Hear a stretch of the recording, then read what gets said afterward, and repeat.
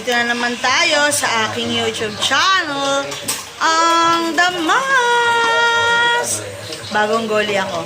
Pero ang gagawin natin ngayon ng ating content ay yung ating cheesecake series sa ating milk tea.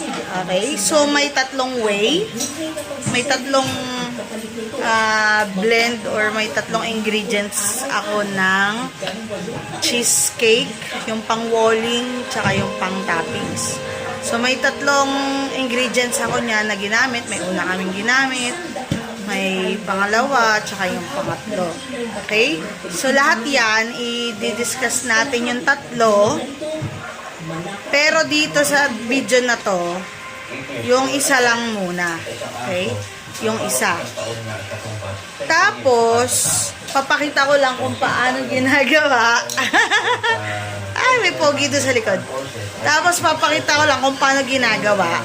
Pero, syempre, hindi ko muna i-reveal yung mga sukat. Bakala nyo kung gusto nyo malaman yung mga sukat, padala nyo ako sa GCash. Diba? Okay.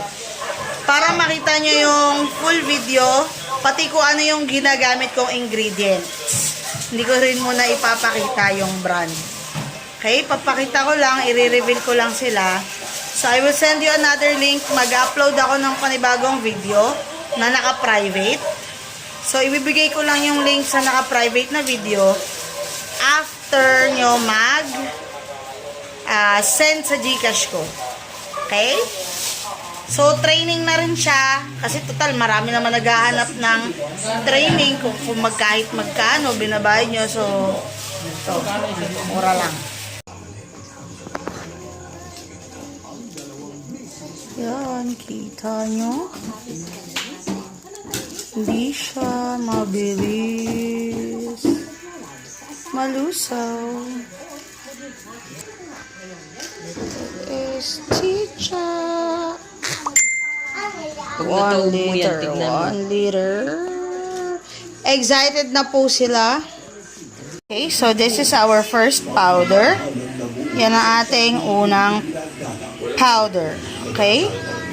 So, transfer natin dito sa ating mixing bowl. Okay, at ang ating ice cold water, may yelo pa yan. So, about 350 ml na malamig na tubig para siya ay bumuo. Kasi kapag hindi malamig yung tubig, ay hindi siya mabubuo or hindi siya mag-foamy or creamy o yung magandang texture. Okay, at ayan na, atin na siyang gamitan ng electric hand mixer. Yan. Dagdagan natin paunti-unti ng water, wag natin biglain. So, add lang natin basta yung 350 ml na tubig. Kasi hindi siya pwedeng masobrahan agad dahil masyadong magiging malabnaw. At di rin pwedeng kulang sa tubig kasi pag niref nyo yan, paglabas nyo sa susunod, matigas na siya. Para na siya talagang cake. Yung pang icing or topping sa cake sa mga blueberry cheesecake. Ganon. Okay. Dito, wag natin mamadaliing i-mixer kasi pag nagmadali tayo, tas in-stop na agad natin sa ganitong texture, pagka kinain nyo siya at ninamnam nyo na siya, may mararamdaman kayo sa dila nyo na mga particles ng powder. So, kaya dapat continuous lang na mga 10 to 15 minutes na pag-electric hand mixer until makuha nyo yung fluffy, kumapal yung kanyang texture.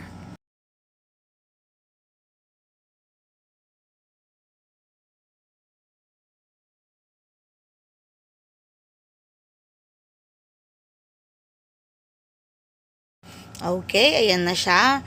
Malapit na maging ready ang ating cheesecake or cream cheese filling para sa ating milk tea. Kaso dito sa part na to, pagkatapos nito, hindi ko pala na-play at hindi ko nakuha yung video ng pagpahid ko sa baso dun para sa tinimpla kong milk tea.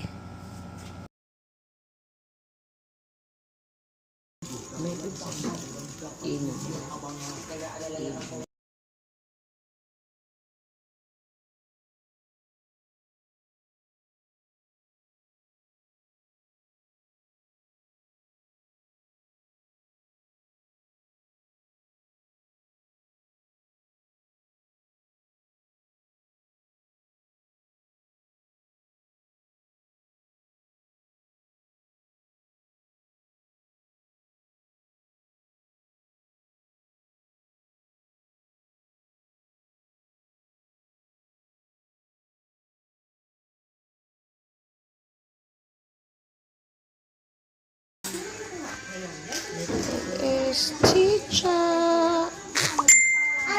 Pag 1 natawag mo yan, liter, tignan mo. 1 liter. Excited na po sila.